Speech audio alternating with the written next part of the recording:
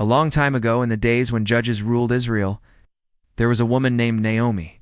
She lived in Bethlehem with her husband Elimelech and their 2 sons. But a famine came to the land, so they moved to a country called Moab. While they were in Moab, Elimelech died. But Naomi insisted they return to their families. Orpah finally kissed Naomi goodbye and went back.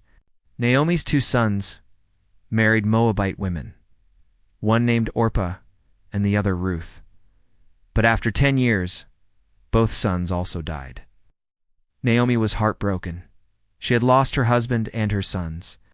She decided to return to Bethlehem, for she had heard that the famine was over. She told her daughters-in-law, "Go back to your homes, and may the Lord bless you." They cried and said they would stay with her, but Ruth refused to leave.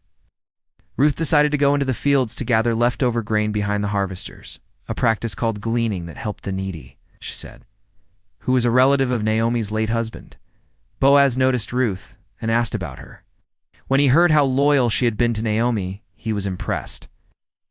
Ruth went home with arms full of grain, and Naomi praised God, "And take care of the family's name and land." Ruth obeyed and humbly asked Boaz to be her redeemer. "Where you go, I will go." He agreed, and after following the proper customs, Boaz married Ruth. God blessed their marriage with a baby boy named Obed. "Where you stay, I will stay. Your people will be my people, and your God will be my God."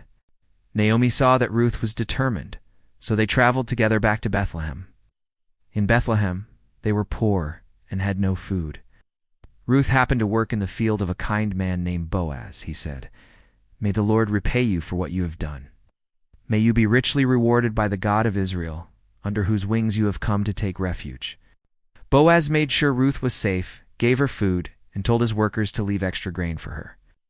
Later, Naomi gave Ruth special instructions to seek Boaz as a redeemer. A relative who could marry her Boaz was honored. Obed would become the grandfather of King David, and from his family line would come Jesus, the Savior of the world.